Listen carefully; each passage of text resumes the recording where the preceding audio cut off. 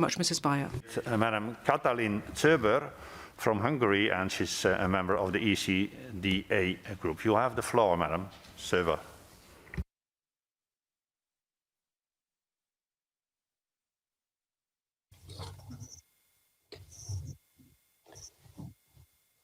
Bonjour. Good morning, everyone. Thank you, President. Distinguished colleagues, of course, we all agree that hate directed against any human being is unacceptable. It's worth highlighting that the legal framework governing protection against discrimination in Hungary is fully in keeping with European legislation as well as international requirements. Hungary's fundamental law prohibits all forms of discrimination, including discrimination on the grounds of sexual orientation. Turning now to Hungary's law on child protection. We reject the hypothesis according to which Hungary is discriminating against LGBTI persons. The law does not mention the sexual orientation of individuals over the age of 18. What it does stipulate is that decision-making about the sexuality education of children is the sole prerogative of their parents. It's absolutely vital that we underscore that specific amendments in to that law aim neither to exclude nor to discriminate. They are focused solely on the education of Hungarian children and the protection of minors. To that end, a number of amendments have been tabled to the sexual legislation, but this is all within the framework or on the basis of international legal standards. The European Convention on Human Rights states that parents have the right to determine the direction of their child's development within a specific and traditional cultural context. While the debate on the opinion issued by the Venice Commission did draw our attention to the fact that ideological opinions should not be biased. They should not be considering, in fact, the legal dimension of this issue. As the rapporteurs themselves said, each country has the right to determine its own political and ideological foundations. As a result, Hungarian citizens will be the ones who are going to decide whether they maintain these legal changes. They'll make that decision at a referendum, which will take place in April of this year. Thank you very much. Thank you, Madam.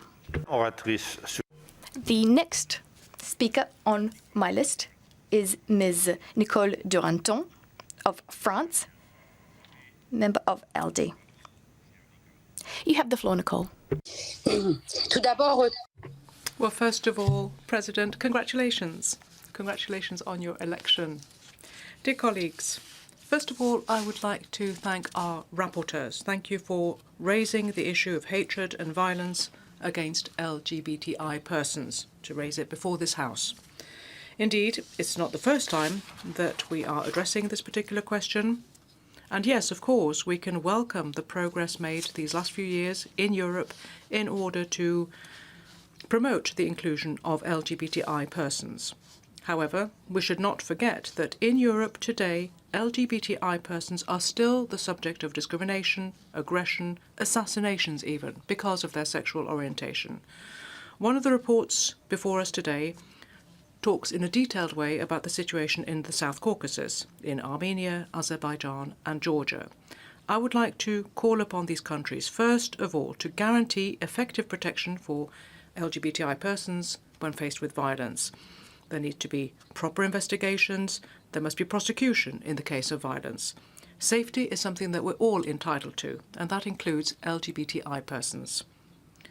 Secondly, the fundamental rights of LGBTI persons shall be respected, in particular their right to assembly and their right to association. And finally, politicians, in particular parliamentarians, should not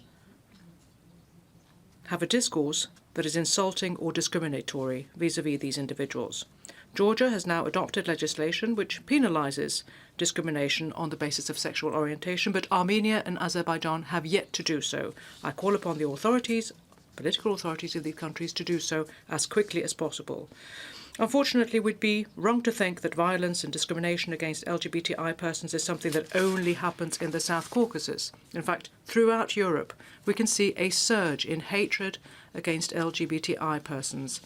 In Turkey, at least 4 transgender women were killed in 2018, and the situation is also particularly critical in Chechnya, with kidnapping, arbitrary detention and torture.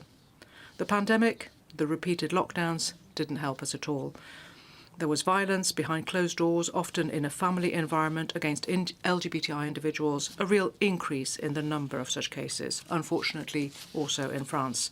Our efforts to counter this violence must continue. We must not be deterred.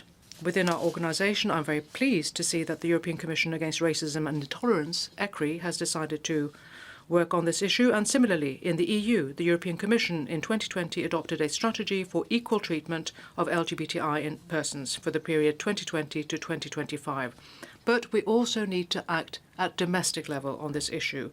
We are members of Parliament. Our role is to promote an inclusive policy for LGBTI individuals and make sure that our legislation is properly implemented, a legislation that penalises hate speech and violence against these persons. Thank you. Et à vous, Madame Duranton. Prochain orateur sur notre liste. Thank you very much, Ms. Duranton. The next speaker on my list is Mr. Leonid Slutsky from the Russian Federation. You have the floor.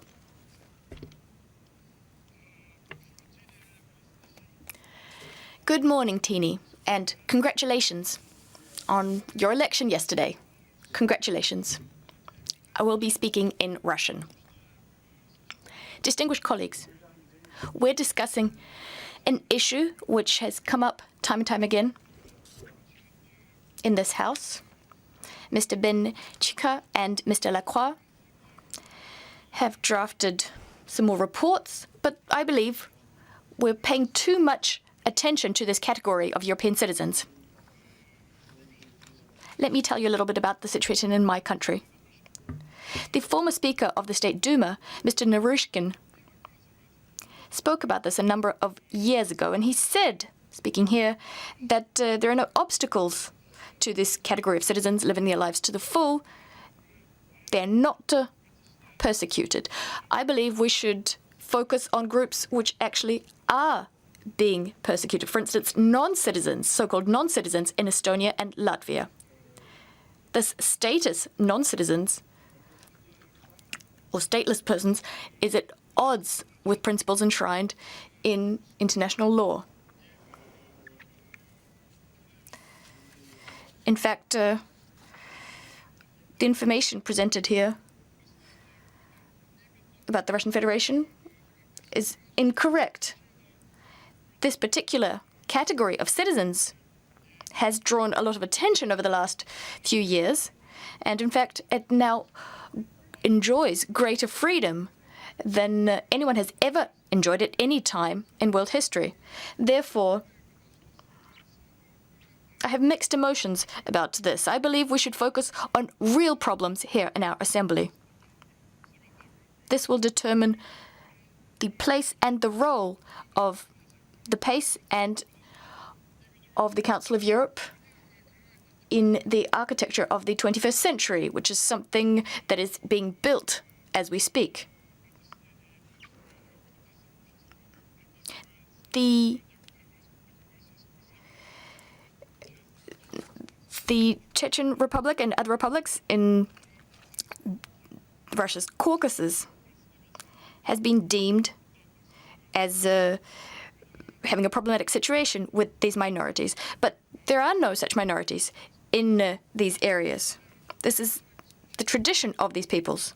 The head of the Chechen Republic, Mr. Kadyrov, is a very esteemed man.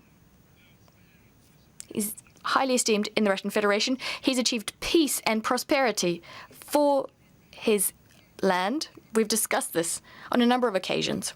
Also, he upholds European standards. Anyone who's ever visited the Chechen Republic knows this, and you're welcome to visit the Chechen Republic today. Thank you very much.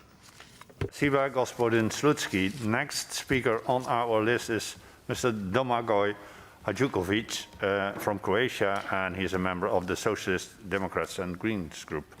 You have the floor, Mr. Hajukovic.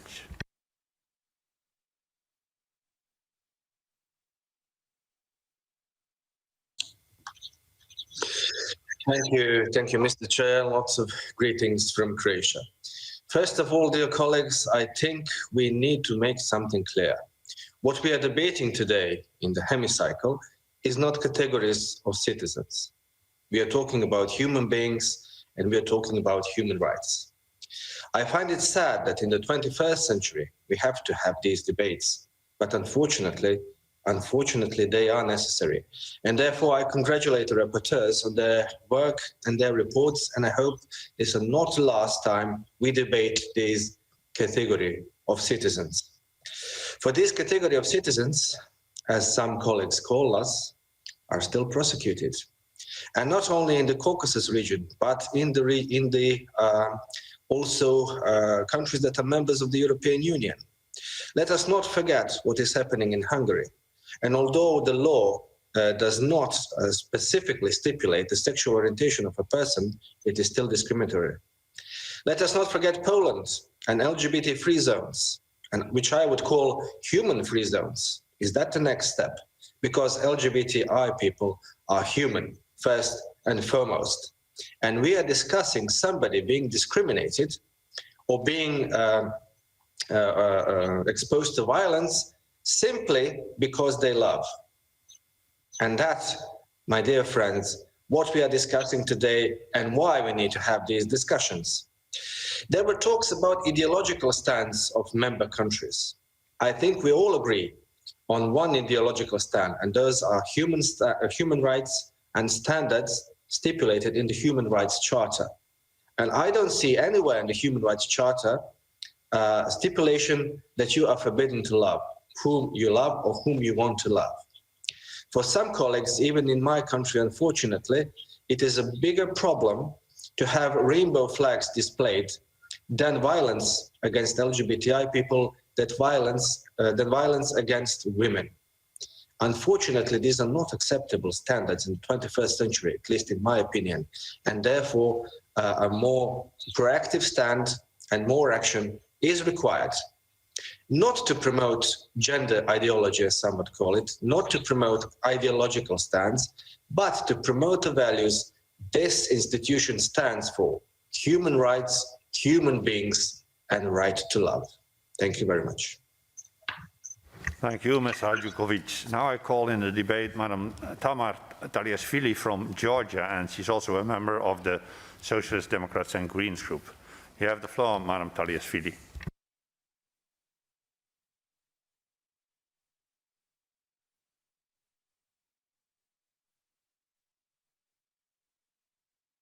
You are muted. Madam Taliashvili, you are muted. That is far better. Your Honor, Mr. President, dear colleagues, firstly, I will use this opportunity to congratulate you, Mr. President, on the occasion of the appointment, and I wish you all the success. Of course, I salute rapporteurs for their great work, and let me especially thank Mr. Christophe Lacroix for his effort and contribution to strengthen human rights and democratic developments in South Caucasus. In connection to Georgia, the draft resolution covers country's progress, highlighting the major reform as the law on the elimination of all forms of discrimination was passed, and subsequent reforms were conducted to combat and prevent gender minority discrimination. Further, legislation banning hate speech based on sexual orientation and gender identity has been adopted. Let me assure you that Georgia stays committed to its key priority of the protection of the fundamental human rights. Yes, the rights and not some categories, as we've just heard here. Any violation in this respect is being and will be duly condemned and investigated. At the end, let me emphasize that the Council's outstanding commitment in strengthening human rights and democratic institutions in Georgia is of an utmost value of our country. Thank you. Thank you, Madam Antoniazzi. And now we are going to listen to the contribution of Mr. John Howell from the United Kingdom. And John is a member of the ECDA group. You have the floor, John. Thank you very much, Mr. President. I don't know where to begin with this report. This report is atrocious, and I do not congratulate the rapporteur. He presents opinions as if they were fact, and I have great difficulty with that, particularly in the relationship to the United Kingdom. So I shall not be voting for this report. I shall not be voting for this report because I am not anti-gay. I shall not be voting for this report because I am pro-gay. And I have spent a lot of my political career in the Middle East celebrating the enormous freedoms that LGBTI people have in Israel, where their rights are fully respected, and where, in contrast to elsewhere in the Middle East, they are not thrown off a tall building simply for being LGBTI people. I take an example from closer to home, which the author of the report did not look at, and that is the House of Commons in London. The House of Commons in London is one of the most gay places that we have in London. There are well over 45 members of Parliament who are gay. And what that says is not about the ability of the House of Commons in itself to accept people who are gay. It says a lot about the attitude of constituencies, of the people on the ground, to be able to look not at somebody's sexuality when they choose them as a candidate, but simply for their competencies. One gay member, who was a member of this group until very recently, is now a deputy speaker of the House of Commons, and many members are ministers. Of course, the law is very clear, and the implementation is very good, but it doesn't take away from some of the attitude of people on the ground. And today I saw that a gay couple had been prevented from buying a house from a couple who had said that they did not want to sell it to a gay couple. The important thing about that story is that the company that was trying to sell that house withdrew the house from the market and stopped them being able to take advantage of an LGBTI couple who were trying to buy it. That is the extent of the education that is taking place in the UK, and that is the extent of the freedoms that we have there for LGBTI to exist and to have the human rights that we all expect. Thank you, Mr. Howell. And now, next in the debate, I call Madam Fiona O'Loughlin from Ireland, and she's a member of the ALDE group. You have the floor, Fiona. Mr. President, and may I also add my voice of congratulations to your presidency, and I look forward to working with you. Contrary to the last speaker, I want to congratulate the rapporteurs of both of these opinions, Mr. Shika Farhat and Mr. Lacroix. I think they've done excellent work, and I think this is a debate we need to have today and we need to continue to have, because I believe that this debate goes to the very heart and soul of what the Council of Europe stands for, supporting respect, equality and the right of every one of us to be who we are without fear of prejudice. As Oscar Wilde famously said, "Be yourself, everyone else is taken." And I think in Mr. Cottier's very eloquent contribution here, when he spoke about the fight against nature, this is exactly what he was referring to. I also thank the Commissioner for her words, and I think it's very noteworthy that the European Parliament has declared the entire EU an LGBTIQ freedom zone, and are also emphasising the importance of mutual tolerance within our communities. We must encourage all Member States to support stronger anti-hate and anti-discrimination legislation and to really speak strongly against any incidences of homophobia and transphobia. In my own country, we were the first in the world to legalise same-sex marriage back in 2015, and we were very proud of that. But we have yet to enact hate crime legislation, which is essential, I believe, in the fight to battle discrimination, homophobia and transphobia. But work is well on the way to ensure that it will soon be on our statute books, and a bill was published in April of last year, which is now going through the Dáil to ensure that it will be in place. The rights of the LGBTIQ persons are human rights, and while Europe has a United in Diversity motto, we are at the same time experiencing increased polarisation, and we're still witnessing conversion therapies and forced medical interventions. We, as legislators, must act to provide legislative frameworks for explicit naming of bias crime. Diversity should be a strength, but sadly not everyone sees this the same way. Some people see it as a threat to their own identity, and they're willing to engage in violence to continue that exclusion. In a debate I initiated recently in the Irish Senate, the Father of the House, esteemed Senator David Norris, spoke about personally knowing 9 gay men that had been murdered.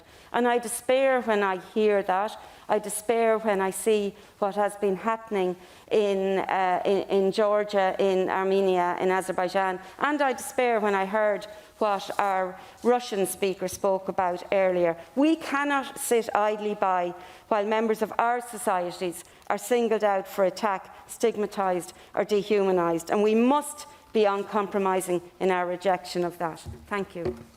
Thank you, Madam O'Loughlin. Next in our debate, I call Mr. Samsail Saraliev, and he is from the Russian Federation.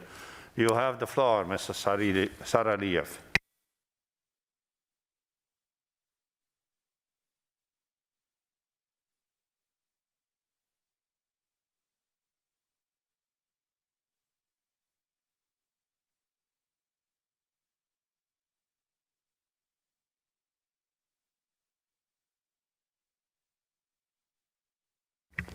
Mr. Saraliev, you have to ask for the floor. Okay.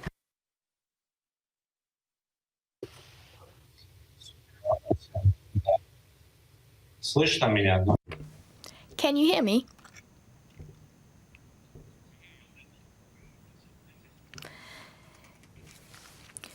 President, distinguished colleagues, I join my voice to the congratulations expressed on the occasion of your election to the position of President. The documents we're currently discussing level rather serious allegations at the Russian Federation and specifically the Chechen Republic. There's mention made of human rights violations, of persecution. I'm not sure what the situation is in other countries. I mean, this is all very country-specific, but as regards the Chechen Republic, I'd like to say the following. In the 1990s and after the turn of the century, people went abroad. They left the Chechen Republic in order to get refugee status and the concomitant privileges. Currently, the war is no longer a workable cover story. It ended long ago. This is why some people, there are not that many of them, they found a new loophole through which they can enter Europe. They proclaim themselves to be representatives of the LGBT community, then go on to declare that they're being harassed and their rights are being undermined.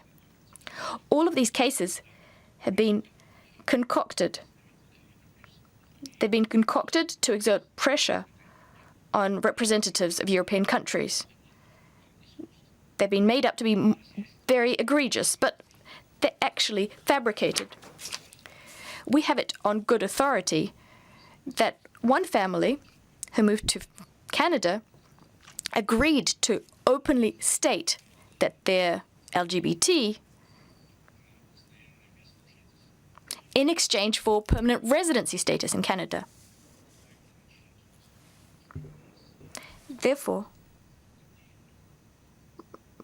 I take issue with the statements made about attacks on LGBTI persons in the Czech Republic.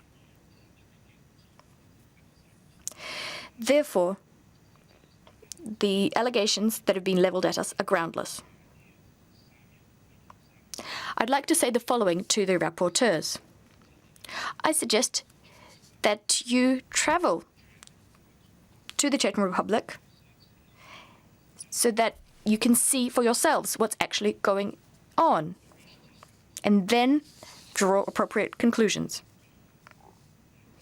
You have written your report on the basis of trumped-up facts. This is what we believe these facts to be. If you really want to get to the bottom of things, we would be delighted to host you in the Czech Republic. This high rostrum, the high rostrum of the Parliamentary Assembly, is being instrumentalized to exert pressure on the Russian Federation, which is unacceptable. Thank you. Господин Saradiev. Prochain orateur. The next speaker in our debate is Mr. Pere Lopez from Andorra, and he is a member of the Socialists, Democrats and Greens group. You have the floor, Mr. Lopez. Gracias. Thank you very much. Thank you, President, and I too would like to take this opportunity, it's my first opportunity, to congratulate you, as have my colleagues, congratulate you on your elections. And of course, I wish you all the best. I wish you great success heading this noble institution. Congratulations. Also, I would like to take this opportunity to commend both our rapporteurs, Benchica and Lacroix. Congratulations to the rapporteurs. And they are not only colleagues, they're also friends. And I hold them in the highest esteem, I have to say. Congratulations to both of them. I would like to commend you on your analyses, which are very detailed, very in-depth, and obviously I shall be supporting your reports. And I think it's particularly important that you have flagged the real situation as it stands right now, LGBTI rights in our different countries. Thank you for casting the spotlight upon this, and thank you for raising important issues. Yes, of course, there has been progress. I mean, thank goodness there's been progress. What would it be if we hadn't had progress? But at the same time, we cannot forget some really worrying signals coming out, a lot of backsliding. So there's been progress, but at the same time, a fair amount of backsliding, and we cannot forget that. So we've seen backsliding not only when it comes to certain rights being advanced very, very slowly, slow progress, or to be perfectly honest, no progress at all. That's one thing that you note in your reports. But in addition to that, you can see also backsliding in the European Union itself, in these countries of the European Union. That is worrying. And similarly to my colleague Petra Bayer, I too would like to welcome the report of the Venice Commission that has looked specifically at Hungary and what's happening in that country. So thank you to the Venice Commission for that report. We've also, of course, heard comments from our colleague from the Russian Federation. I would say in response to that what we really need to see is progress in this area. So in terms of our countries, we have parties, political parties, we have declarations coming out of some of these countries, and it all raises certain questions. We thought that some of these problems were to be relegated to the past, but actually they're back again with force. I would like to also refer to the European Commissioner, the fact that we need to stand up together against any form of intolerance. There needs to be zero tolerance towards this hatred and discrimination, as she quite rightly say. And I think that this all needs to be incorporated into our criminal codes, for instance. I come to my conclusion once again. Thank you to the rapporteurs for talking about trans and queer communities. Very often trans and queer communities are forgotten, unfortunately. There's very little legislation that actually addresses these categories of the population. And as we've heard from various speakers in the debate, there's a fair amount of lack of knowledge when it comes to these particular communities. So thank you very much for casting the spotlight on them as well. Thank you. Muchas gracias. Thank you very much, Mr. Lopez. Sir Anton Gomez Reino from Spain, and he is a member of the UEL group. Dear Anton, you have the floor. Bonjour. Good morning, dear colleagues. Primero de todo, First and foremost, I would like to congratulate you, Tini. Congratulations on your election as President of the House. Thank you very much for heading this institution at a very important moment in time. This chamber has a lot of important political and legislative work to do, so thank you for heading it, and congratulations once again. Let us now turn to the reports. These reports are being tabled at a time when LGBTI rights are very much under pressure, under threat. We've seen, for instance, ultra-conservative forces on the rise, and these ultra-conservative forces call into question the rights of LGBTI persons. They actually seem to want to attack persons who simply want to live and love freely and who do not necessarily accept a patriarchal mould. So we need to be absolutely crystal clear. We need to be firm, and we need to make it quite clear that we do not accept in any way such attacks. I would like to very much thank both the rapporteurs, our colleague Mr. Benfica and our colleague Mr. Lacroix. Thank you to both of them, sincerely. I think we should be very grateful to them because they've talked about the work being done by civil society which is seeking to defend these rights that must be guaranteed by our states, by our countries. This is something that we need to do together, and we need to stand together as well against any attacks, any hatred, any violence, any discrimination. And I would like to, in particular, refer to the great progress that is being made in my country, in the country of Spain, by the state. We have a Ministry of Equality, and I really need to pay tribute to the great progress being made in this particular domain. Gender equality, sexual equality, effective equality also for trans persons and for the LGBTI community more broadly. In Europe, I think it's also very important for us to make sure that we signal, that we flag any incidents that might happen on our continent. For instance, when you have ultra-conservative forces that step in and attack our rights, this needs to be flagged, called out every single time.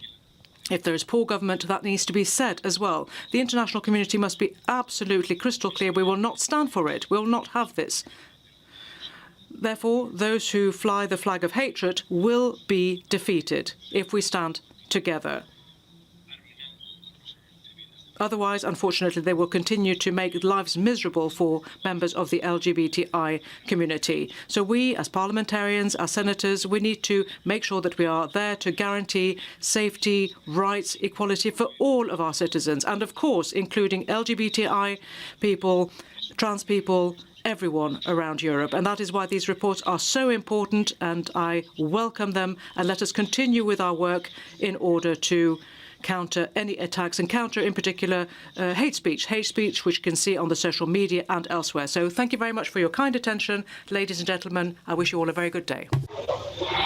Muchas gracias, Señor Gómez-Reino. Thank you very much, Mr. Gómez-Reino.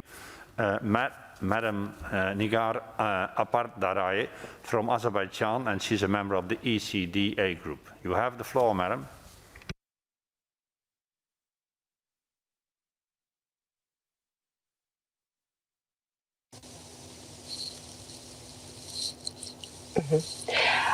Dear colleagues, I would like to express my gratitude to the rapporteurs for this report, especially Mr. Lacroix, because I can only imagine how difficult it is to engage politicians and senior government representatives of South Caucasus in a meaningful discussion on the LGBTIQ issue.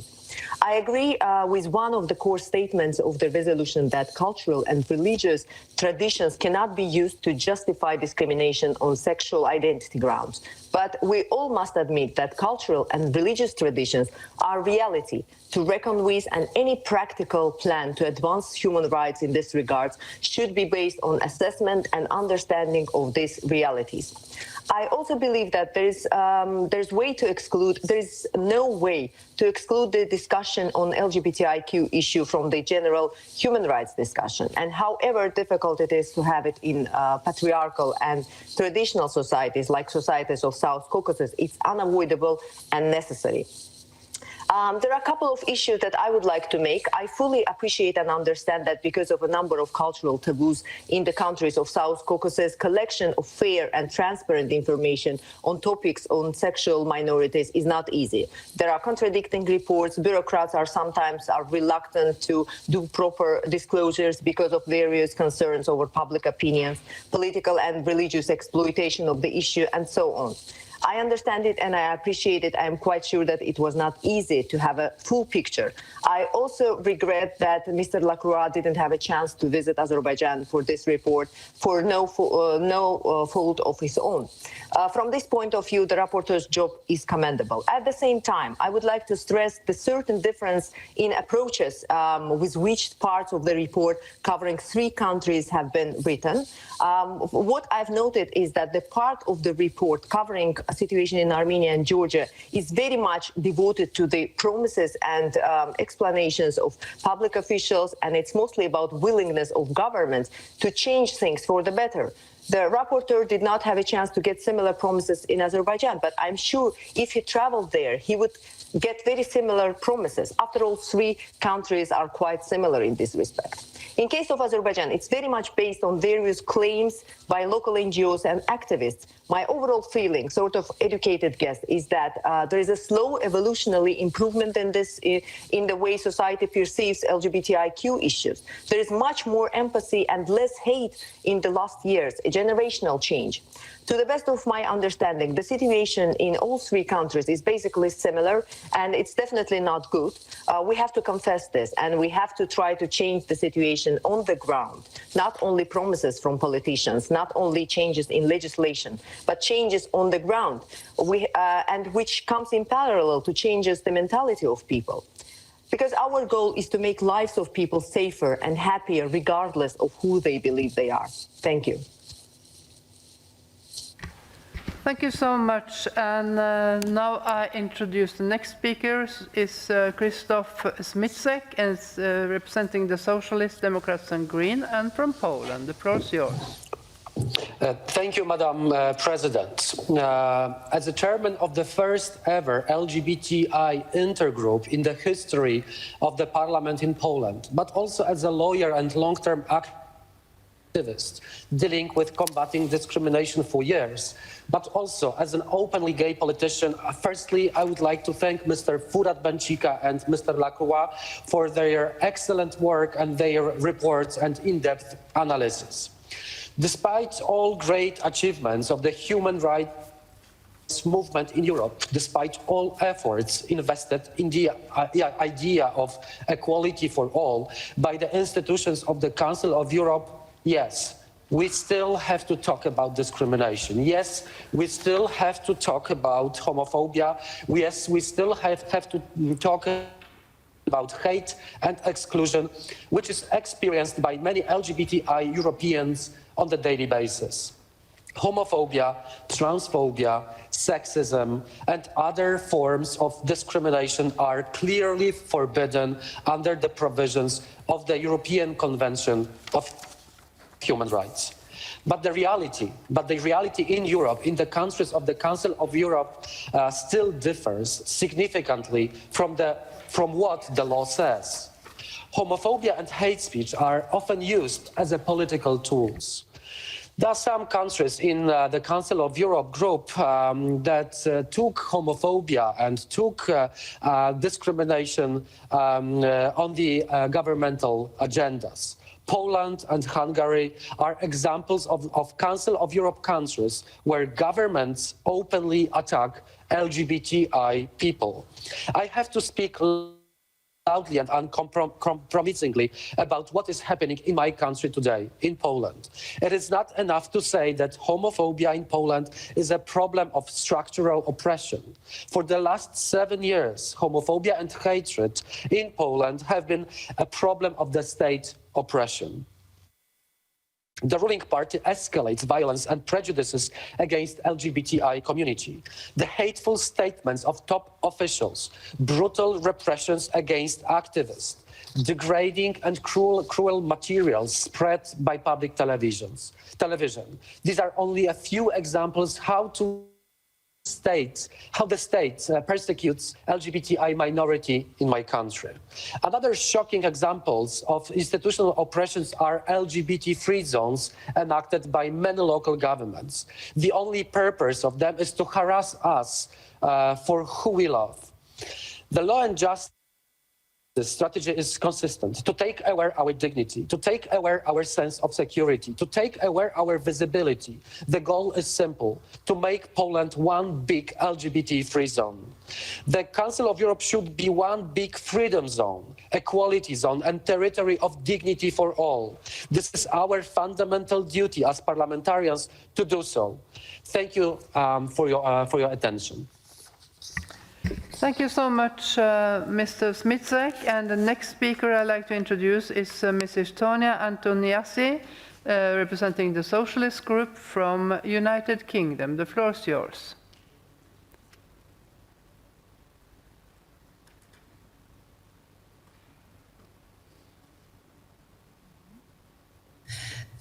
Thank you, Madam President. I would like to wish everybody a Dydd Santes Dynwen hapus, as today is the day of the Welsh patron saint of love, and to say that love is love, whoever you are and wherever you are in the world, is very, very important. I would also like to thank Mr. Blencathra for his report and my Labour Party colleagues who have supported Amendments 7 to 16. Since these amendments were laid, I have received complaints about wanting to remove the UK from the list of countries with transphobia problems, but that was not what the paragraph we wanted to amend said.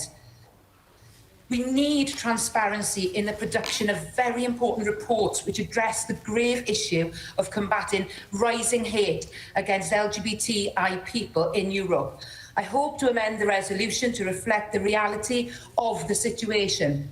And these amendments in no way attack any of our LGBTI friends. So let's have a debate.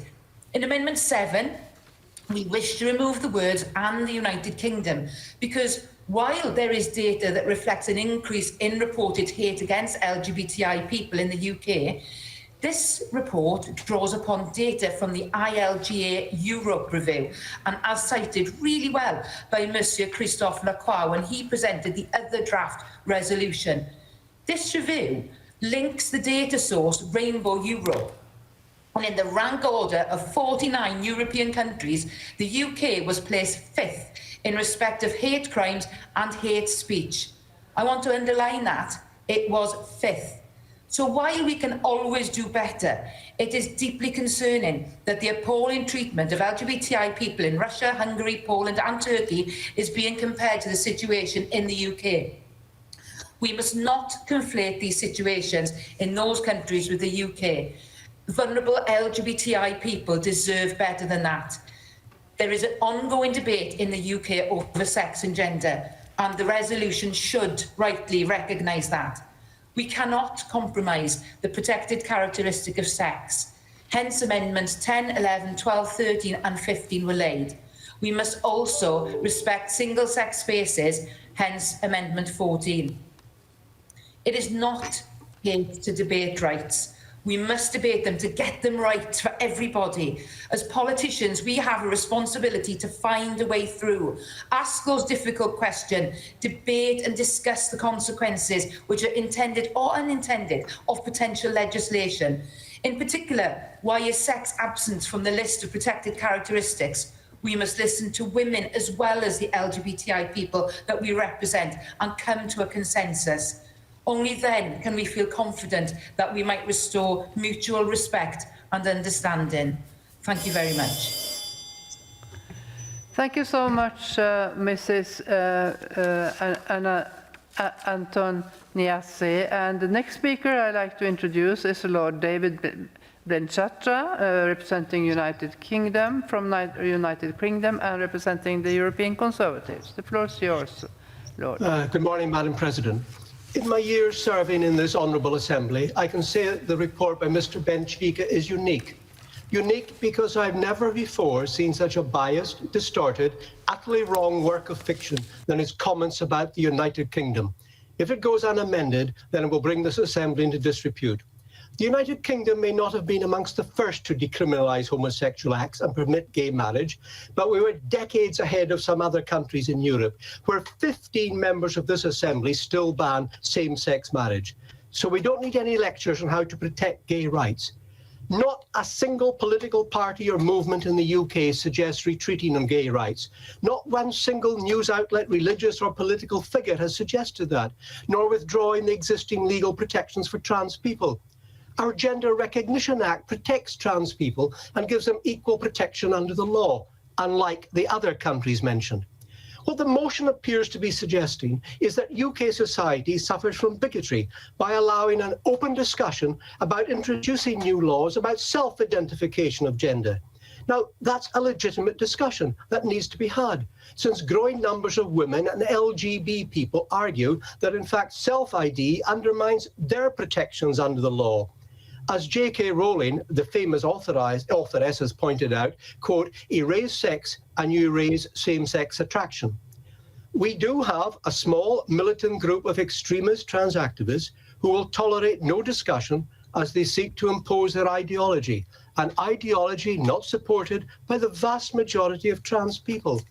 Thus, Maya Forstater, a tax lawyer, was sacked for tweeting, quote, woman means adult human female, unquote. Kathleen Stock, a professor of philosophy and herself a lesbian, was hounded out of her job for supporting the rights of lesbians, bisexual and gay men as recognised by biological sex. And J.K. Rowling was vilified for criticising the denigration of women as, quote, people who menstruate, unquote. It is not trans people who are under attack in the UK, it is women, as some militant activists seek to hijack the word woman for themselves and describe biological women as merely, quote, bodies with vaginas, unquote. That is a despicable way to vilify and dehumanise women. And some extremists go further. The BBC reported that some young lesbian women are being pressurised by men identifying as women to have penetrative sex with them, since they claim that they are now lesbians as well. Madam President, I want all trans women to be safe, but I also want natal women and girls to be safe also. I'm afraid the rapporteur has naively swallowed the propaganda of a small minority of trans activists. That does a disservice to all lesbian and gay people and to all those trans people who want to live in their chosen agenda in peace and harmony with those of a different biological sex. That's why this part of his report relating to the United Kingdom is not fit for purpose. Thank you, Lord Blencathra. And the next speaker is Mrs. Tonia Antoniazzi from Armenia, representing the ALDE group. The floor is yours.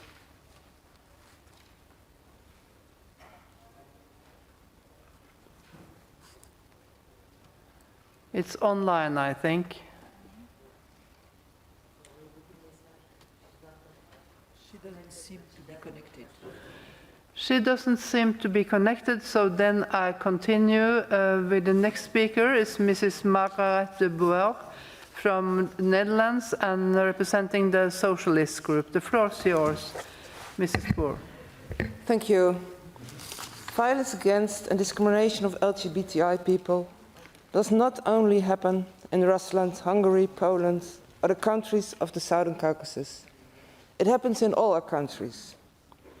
Research of the Fundamental Rights Agency shows that in my own country, the Netherlands, 1 in 10 gay, lesbian or trans persons has been physically attacked, while 1 in 5 trans persons experienced physical or sexual violence.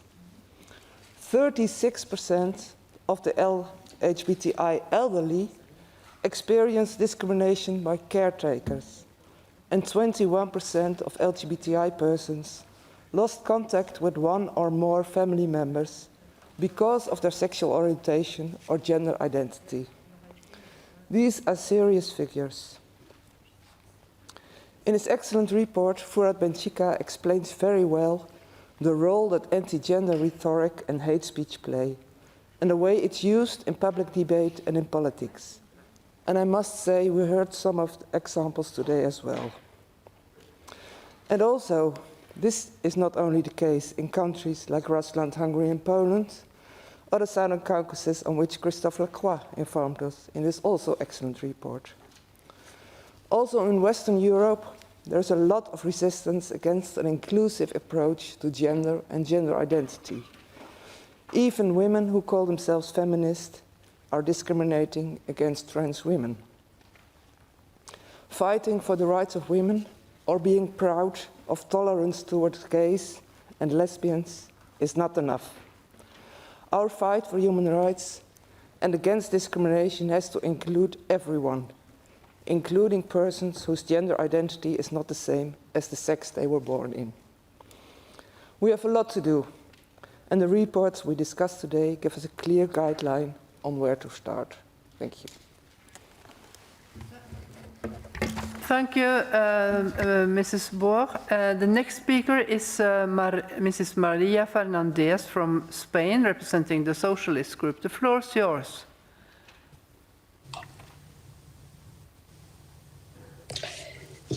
Buenos días. Good morning, everyone. Good morning and greetings from Spain, dear colleagues. First of all, I wanted to congratulate the President on his election.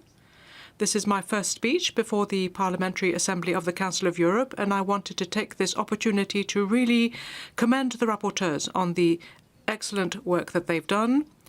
However, I do disagree with some of the content of the report in Mr. Benfica's case, the references to Spain. I'm afraid I have to disagree with some of the paragraphs in the memorandum because they are actually obsolete references. I would like to refer in particular to the statements made by Mrs. Carmen Calvo. I think they were taken out of context, to be honest, so I have to disagree, I'm afraid. These were declarations that were published at the time when the government adopted a piece of legislation. But like I said, it is something of the past from the coalition. 2005, the Zapatero government in Spain was really in the vanguard regarding LGBTI rights. It was the third country in the world to actually legislate in favor of equal marriage. And there was also the issue of adoption, which was raised at the time. 2007, it was a socialist government that also instituted new legislation regarding individuals and their sexual and gender identity rights. It was unprecedented. It really was a first. The current government of Spain continues to make progress in guaranteeing these rights and in promoting equality for trans individuals. This is a commitment on the part of the Spanish government. And you can see this in particular, 9th of June 2021. You can see the coalition there at government level that submitted proposals for guaranteeing LGBTI rights.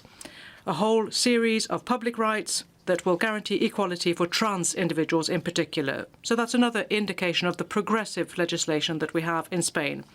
All of this serves to promote the rights of LGBTI individuals in my country. It forms part of a strategy. We also have, of course, the EU strategy. And like I said, if you look at Europe as a whole, you will find that Spain is very much in the vanguard. For instance, free determination of gender is something that Spain recognizes. It's one of the few countries around the world to do so. And therefore, I think it's important to flag this. I think it's absolutely clear that the government of Spain stands up for the rights of the LGBTI community. And therefore, of course, we are also prepared to stand up against any kind of hate speech, any kind of attacks. That has been made crystal clear by our government. Our government is governing in order to extend rights for all Spaniards, to improve their rights, to make sure that we live and work within a tolerant society with more guarantees, with greater levels of equality and greater levels of freedom. That is the real situation in Spain. Once again, greetings from my country. Thank you. Thank you for the greetings, and thank you, Mrs. Fernandez. The next speaker is Mrs. Yevgenia Kravchuk from Ukraine and representing the ALDE. The floor is yours. Thank you, dear colleagues, Madam President. First of all, I would like to extend my gratitude to both of the rapporteurs with who I work at the same committee for their reports on the very acute issues. And as they correctly mentioned, the country's cultural and religious traditions cannot be used to justify discrimination based on sexual orientation or gender identity. So it is a pity to hear about the alleged violations of rights of LGBTI people, especially of times of greater vulnerability associated with the COVID pandemic.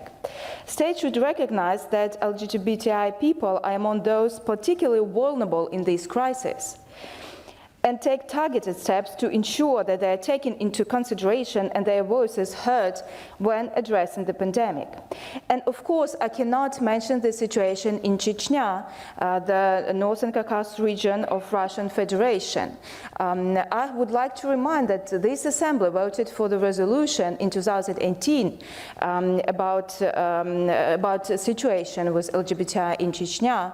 And I was really surprised by the speeches of our Russian colleagues who maybe are not well informed, and their position is that there are no LGBTI people in Chechnya, and we all know that is not true, or that LGBTI people make up stories to leave Russian Federation, Chechnya, to move to European Union or to move to Canada.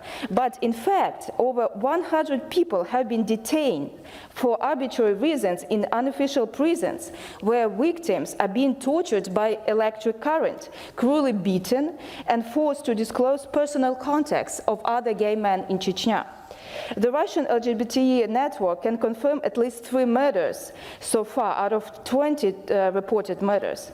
According to the recent journalist assessment specialized in Chechnya Administrative Unit, the violations with human rights, including rights of LGBTI, has deteriorated in 2021. Detained brothers Magomadov and Isayev reported numerous violations of their rights, and their request is to move them and to move the court hearings of their case to another geographical region of Russia from Chechnya. Thank you very much. Thank you so much, Mrs. Kravchuk. And now I give the floor to Mrs. Mariana Bardini from Ukraine and representing the ALDE group. The floor is yours. I think it's on now. Dear Madam President, dear colleagues, first of all, I want to thank you, rapporteurs, for their excellent reports and paying attention to such important issue. The prepared report focused on a critical issue, the rising anti-gender rhetoric in Europe. Moreover, the anti-gender movement also is one of the key reasons the Istanbul Convention remains unratified in many countries, unfortunately. For example, in 2011, when the convention first opened for signatures, there was nothing controversial about expanding international law to protect women and girls from violence. Shortly afterwards, human rights defenders all over Europe began to experience a backlash from so-called conservatives over the convention. Gender is defined in Article 3 of the Istanbul Convention. Mrs. Bardina, is it you have a competition? I think behind you to also they want to take the floor because it's a lot of noise, and I do think that we sometimes hear more the others having speeches in the background. Can you move to another place? Yes, where it's quiet? I will try. Yeah, you can try, and then we wait because is it better? Is it better now? Yes, much better. So then you can. I'm very sorry, and I will continue. So yes. So gender is defined in Article 3 of the Istanbul Convention as the socially constructed rules, behaviors, activities, and attributes that a given society considers appropriate for women and men. That is a crystal clear and easy to understand definition. On the other hand, as the rapporteurs have noted, supporters of the anti-gender movement consolidate myths, stereotypes, and biases against human rights, as well as against the prevention of domestic and gender-based gender-based violence. Unfortunately, anti-gender ideas are widespread in social and traditional media, and high-level politicians use them to consolidate their electorate using people's fears and ignorance. They often frame it as a movement against international organizations and foreign elites seeking to undermine the family, the nation, or the church. I observe that in this regard, the anti-gender movement bears a stark resemblance to the anti-vaccine movement, thus becoming a threat to global security. Today, the ratification of the Istanbul Convention is one of the top priorities for us, for Ukrainian authorities, the President, and the Parliament alike. Therefore, we need to combine our efforts to eliminate harmful stereotypes and misunderstanding around this international document. So to do that, we need to strengthen educational policies so that more and more people learn about human rights and the younger generations develop respect for diversity and inclusivity. Thank you very much for your attention. Thank you so much, Mrs. Baudina. The next and last speaker is Madame Beatrice Fresco-Rolfo from Monaco, representing the ALDE group, and she's present in the plenary. The floor is yours. Merci, Madame la. Thank you, President. I should like to thank both rapporteurs for their high-caliber reports on behalf of the Equality and Non-Discrimination Committee. Thank you so much for all of your hard work and your commitment to the defense of human rights, specifically the freedom to choose your sexual orientation. A number of countries appear to be quite progressive regarding acceptance of these kinds of differences. In others, we've seen backsliding, which is most regrettable. You both highlighted this. I have the impression that we're reliving the past, that period in our history when if you came out, you might be not only excluded from society, but your life might also be in peril. Let us recall that oppression justified on the grounds of public morality was a decision taken by some and then applied to all of society. Clubs were shut down, people were imprisoned, beaten, and hurt. We might think that this is all ancient history, but unfortunately this is not the case. On the contrary, today, hate speech and attempts at intimidation are legion, and very often they're endorsed by leaders, our leaders. Recently, the Venice Commission was compelled to recall, and here I quote, that homosexuality as a variation of sexual orientation is protected by the European Convention on Human Rights and cannot be deemed contrary to morals by public authorities. However, progress has come to a standstill, it would appear. Isn't it our role and our duty as parliamentarians to condemn these attacks by adopting these two resolutions? Mr. Lacroix, I listened and heard your call for greater information, education, labour market integration and training. These are means to change backward and harmful mindsets. As for you, Mr. Benčica, you used a verb, a very strong verb, and you used it for good reason. That verb is dehumanizing LGBTI persons. I cannot fathom how it is that in our day and age, after all of this work in this assembly, human rights are still being violated and that we're tolerating this. Thank you. Thank you so much. And that concludes the list of speakers and speeches of members on the speakers list who have been physically or remotely present during the debate. I see we have some colleagues that was not connected, but have not been able to speak, maybe given the table office. Is it so? Oh, it's one colleague asking for the floor, but I just want to complete that publications in the official report. I remind colleagues that typed text can be submitted no later than 4 hours after the list of speakers is interrupted. But I see a colleague in the plenary that wants to take the floor. Is that right? Can you present yourself? Yes, thank you, Madam President. My name is Raivo Tamm, and I have an objection just for protocol. I'm just coming from Estonia, and I can confirm that there is nothing wrong with any right of any people in Estonia. As Mrs. Kravchuk said, there is some member of our assembly who is very wrongly informed. Thank you. Thank you. That's noticed. Thank you so much. But the speakers list is concluded, and I call Mr. Blencathra, the rapporteur, to reply to the debate. You have 3 minutes. Thank you, Madam Chair. Thank you, dear colleagues, for your intervention. Thank you for this vivid debate. Maybe some points as a response to Mr. Howell, who is apparently not among us anymore.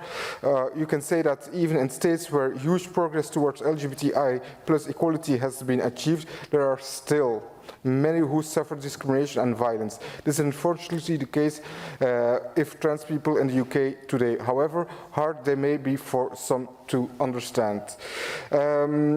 Just to be clear about the UK, the Rainbow Map documents laws and policy only is not experience. The annual review tracks the lived experience of LGBTI people, and the 2021 annual review clearly notes that increase in hate crime and hate speech against LGBTI people include, especially for trans people. And then maybe a last note, every citizen has the right to self-determination, and that must come first. We should be able to love who we want, to raise a family, and to be protected against all form of discrimination. Our fight today is to protect the future generation from these injustices. This is about human rights and dignity, not about a so-called ideology. And I just want to take the last moment to address to all those members of the LGBTI plus community who are listening to this debate. You're not standing alone. Who you are is valid. Who you love is valid. Do not ever give up on yourself. You can count on us. Thank you very much. Thank you, Mr. Blencathra, and then I call Mr. Lacroix, the rapporteur, to reply to the debate. You have 3 minutes, sir.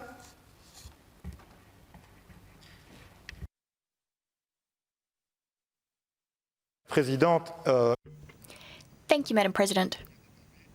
I thought the debate got off to a good start. We had the rather emotional statement delivered by my colleague Damien Courtier. And then we had Ms. Erkst, who condemned violence, but who spoke very, very harshly, connecting remotely. Ms. Höchst, I'm reading the Rhein-Zeitung, the German press, in German. Schülergruppe, dass sie die Ehe für alle ablehnt, fiel unter. There are some students who had called for equality for all, and they came under attack. However, in objection to what you say, I must add that there has been no link proven between homosexuality and pedophilia. I simply cannot accept what you say. This is an opinion of the extreme right. In response to what was said by Tamiashvili and Nijar Padarai, thank you very much for your positive comments. Indeed, much remains to be done in your countries. As soon as I can, I will visit Azerbaijan. Progress has been made, and family, religious traditions should not put a brake on this progress. Therefore, we need to do what the report recommends. Armenia, Azerbaijan, and Georgia, I believe, have been much more humble than some of the countries mentioned in my colleague's report. They've recognized that much remains to be done, so thank you very much to them for that. In 1982, Mr. Badinter, France's Justice Minister, decriminalized homosexuality. In fact, he made sure that homosexuality was no longer an offense. One of the colleagues quoted Tennessee Williams. I will read you an extract from James Baldwin. Life is tragic because the world keeps spinning, because the sun rises and always sets.